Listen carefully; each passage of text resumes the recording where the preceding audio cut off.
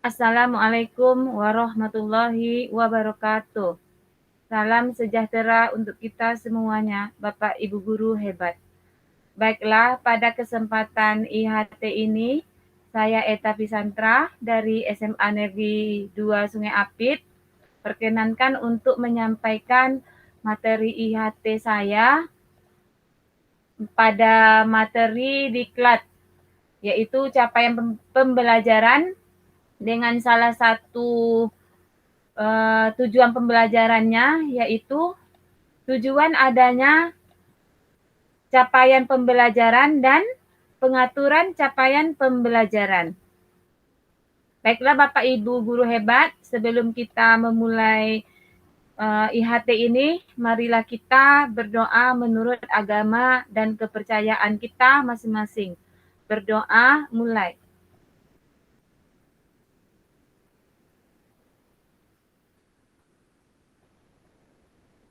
Selesai. Baik Bapak Ibu hebat, di awal IHT ini saya ingin memulaikannya dengan memberi pertanyaan, yaitu seberapa pentingkah capaian pembelajaran bagi kita dalam proses pembelajaran selama ini. Baik, Bapak Ibu guru, ini bisa Bapak Ibu guru jawab pada lembar yang sudah saya sediakan dan nanti bisa kita diskusikan kembali. Bapak Ibu guru, izinkan saya untuk mempresentasikan atau menyampaikan materi IHT saya ini. Marilah kita menyimaknya.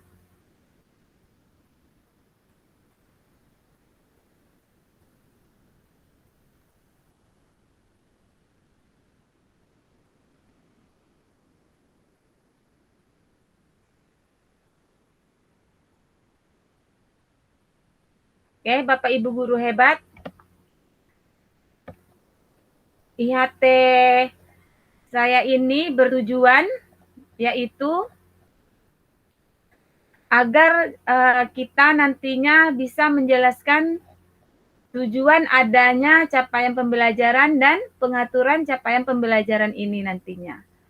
Jadi diharapkan kita nanti udah tahu tujuan adanya capaian pembelajaran dan bagaimana pengaturan capaian pembelajaran.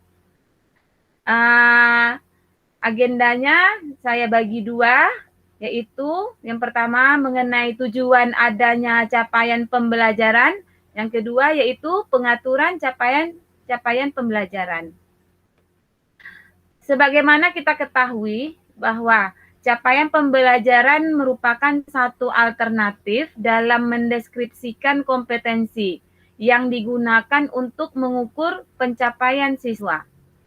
Capaian pembelajaran ditetapkan oleh pemerintah pusat, disusun dalam fase-fase.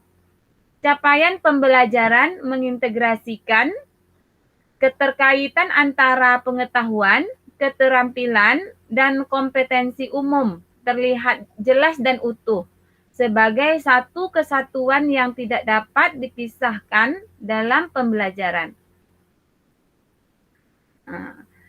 Seberapa pentingkah capaian pembelajaran? Oke, Bapak Ibu. Tujuan adanya capaian pembelajaran yaitu di mana capaian pembelajaran ini menggambarkan apa yang akan dicapai peserta didik di akhir pembelajaran. Jadi sangat penting kita harus mengetahui tujuan adanya capaian pembelajaran. Capaian pembelajaran dapat memberi kesempatan mengeksplorasi materi pelajaran lebih mendalam, tidak terburu-buru, dan cukup waktu untuk menguatkan kompetensi.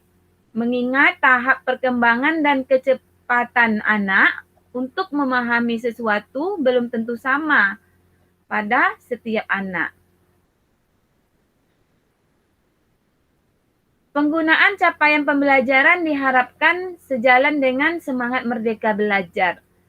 membangun pelajar Indonesia yang memiliki jiwa Pancasila dan memiliki keterampilan abad 21, serta memiliki daya saing dalam menghadapi tantangan dunia.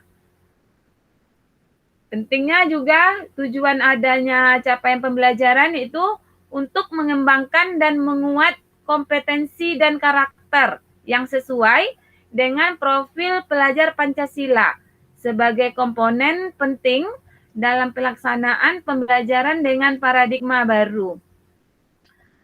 Capaian pembelajaran secara tidak langsung juga akan memudahkan guru mengajar pada level yang seharusnya, yang dikenal dengan istilah teaching at the right level. Nah, di mana pada proses pembelajaran siswa disesuaikan dengan kebutuhannya, sesuai dengan level kemampuannya. Untuk proses pembelajaran yang harus dilakukan. Capaian pembelajaran membawa perubahan dalam pendekatan pembelajaran di kelas, dari yang berfokus kepada guru menjadi fokus kepada siswa. Itulah tadi tujuan adanya capaian pembelajaran, agar terjadi proses perubahan pembelajaran kita. Kemudian kita masuk sesi yang kedua, yaitu bagaimana pengaturan capaian pembelajaran. Pengaturan capaian pembelajaran. Capaian pembelajaran itu ditetapkan oleh pemerintah pusat, disusun dalam fase-fase. Capaian pembelajaran ini mempunyai dua tujuan, yaitu satu tujuan capaian pembelajaran untuk PAUD dan tujuan pembelajaran untuk tingkat SD sampai SMA. Tujuan capaian pembelajaran PAUD di mana pembelajaran yang mengintegrasikan semua aspek perkembangan anak dengan penekanan pada kesejahteraannya. Tujuannya untuk memberikan arah yang sesuai dengan usia perkembangan anak, baik itu nilai agama, fisik, motorik, bahasa, kognitif, dan seni, agar anak siap mengikuti jenjang pendidikan selanjutnya. Yang kedua, tujuan capaian pembelajaran di tingkat SD sampai menengah, SMA. Tujuan capaian pembelajaran di tingkat SD sampai menengah ini menunjukkan kemajuan belajar yang digambarkan secara vertikal dari satu tingkat ke tingkat yang lain, serta didokumentasikan dalam suatu kerangka kualifikasi. Pengaturan capaian pembelajaran berikutnya yaitu capaian pembelajaran harus disertai dengan kriteria penilaian yang tepat yang dapat digunakan untuk menilai bahwa hasil pembelajaran yang diharapkan telah dicapai. Capaian pembelajaran bersama dengan kriteria penilaian, hal yang mengidentifikasi capaian pembelajaran sesuai tujuan belajar yang terukur. Pencapaian capaian pembelajaran hanya dapat diidentifikasi setelah siswa mengikuti proses pembelajaran melalui penilaian dan harus dapat didemonstrasikan dalam kehidupan nyata. Capaian pembelajaran dirumuskan dalam bentuk fase-fase yang menyatakan target capaian untuk rentang waktu yang lebih panjang, agar siswa lebih mendalami dan bereksplorasi dalam proses pembelajaran. Bukan per tahun seperti kurikulum kita sebelumnya. Fase pada capaian pembelajaran bermaksud untuk membedakannya dengan kelas, karena peserta didik di satu kelas yang sama bisa jadi belajar dalam fase pembelajaran yang berbeda. Capaian pembelajaran dirumuskan sesuai dengan penerapan prinsip pembelajaran sesuai tahap pencapaian belajar, proses pembelajaran dilaksanakan sesuai dengan kebutuhan, kecepatan, dan gaya belajar peserta didik. Dengan fase, siswa akan memiliki banyak waktu untuk menjalani proses belajar sehingga dapat mengupas konsep-konsep dan mempelajari keterampilan kunci sehingga materi dapat dihantar dengan eksploratif dan pendalaman, bukan sekadar transfer pengetahuan saja. Fase-fase pada capaian pembelajaran itu ada 4, yaitu 1, fase pada capaian pembelajaran di PAUD. Di sini di PAUD ini terdapat fase awal, disebut juga fase pondasi, biasanya di TKB. Mencakup capaian perkembangan yang diharapkan dikuasai oleh anak jenjang PAUD hingga SD kelas awal, sehingga terlihat adanya transisi kemampuan dari PAUD ke SD, termasuk di dalamnya kesiapan siswa anak didik kita, anak PAUD untuk bersekolah. Pembelajaran di PAUD tidak menggunakan mata pelajaran, tetapi muatan pembelajaran yang di dalamnya mengintegrasikan ke-6 aspek perkembangan anak, seperti aspek agama, fisik, motorik, kognitif, bahasa, dan seni. Ini yang harus dicapai. Ini yang harus didalamkan. Kemudian yang kedua, fase capaian pembelajaran di jenjang SD. Pembelajaran di SD berbeda dengan pembelajaran di PAUD, termasuk kompetensi yang diharapkan di dalamnya. Di SD, pembelajaran mengacu pada mata pelajaran meski disajikan secara tematik. Fase-fase di jenjang SD ada tiga fase, yaitu fase A, fase B, fase C. Di mana fase A ini untuk anak kita yang kelas 1 sampai kelas 2, fase B untuk kelas 3 sampai 4, fase C untuk anak kita kelas 5 dan 6. Kemudian yang ketiga, fase capaian pembelajaran di jenjang SMP. Di SMP ini, fase capaian pembelajarannya hanya satu fase saja, yaitu diberi nama fase D.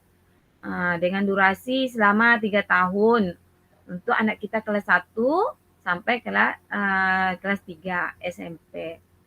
Yang keempat, fase capaian pembelajaran di jenjang SMA, di mana fase di jenjang SMA ini ada 3 fase, yaitu fase E, fase F, dan fase F+. Fase E ini untuk anak kita kelas 10, fase F untuk anak kita kelas 11 dan 12,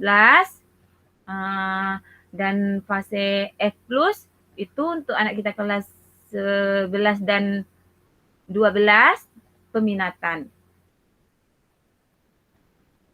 Kemudian perlu juga kita ketahui bahwa capaian pembelajaran ini terdiri dari 4 komponen. Komponen apa saja? Yaitu pertama, 1 rasional mata pelajaran, yaitu memuat alasan pentingnya mempelajari mata pelajaran tersebut dan keterkaitan antara mata pelajaran dengan salah satu atau lebih profil pelajar Pancasila. Komponen yang kedua yaitu tujuan mata pelajaran, di mana kompetensi atau kemampuan yang perlu dicapai peserta didik setelah mempelajari mata pelajaran tersebut. Jadi di sini akan ada kompetensi yang perlu dicapai oleh peserta didik setelah mempelajari mata pelajaran tersebut. Komponen yang ketiga yaitu karakteristik mata pelajaran. Di sini mendeskripsikan secara umum tentang apa yang dipelajari dalam mata pelajaran, serta elemen-elemen atau domainnya apa, dan deskripsinya apa. Jadi di sini akan ada ruang lingkup mata pelajaran masing-masing. Kemudian yang keempat, komponen yang keempat dari CP ini atau capaian pembelajaran ini yaitu capaian pembelajaran setiap fase. Di sini mendeskripsi yang mencakup pengetahuan, keterampilan, serta kompetensi umum. Jadi Bapak Ibu guru hebat, inilah materi IHT yang dapat saya sampaikan. Semoga bermanfaat bagi kita dalam menjalankan kurikulum sekolah penggerak ini. Masih banyak kekurangannya, oleh karena itu dibutuhkan diskusi kita nantinya, poin-poin penting apa yang harus kita kerjakan, kita lakukan pada materi IHT saya ini, capaian pembelajaran ini. Yang penting atau yang perlu nanti akan kita bahas, akan kita lakukan yaitu kita akan analisis capaian pembelajaran. Nanti ada dokumen capaian pembelajaran.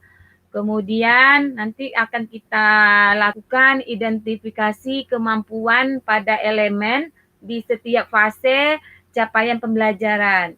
Sesuai dengan kemudian kita analisis juga ruang lingkupnya. Kemudian yang keempat kita buat gambaran aktivitas pembelajarannya agar agar proses pembelajaran dapat mencapai tujuan pembelajaran kita sehingga tercapailah capaian pembelajaran. Lebih dan kurang saya mohon maaf. Saya akhiri. Wassalamualaikum warahmatullahi wabarakatuh.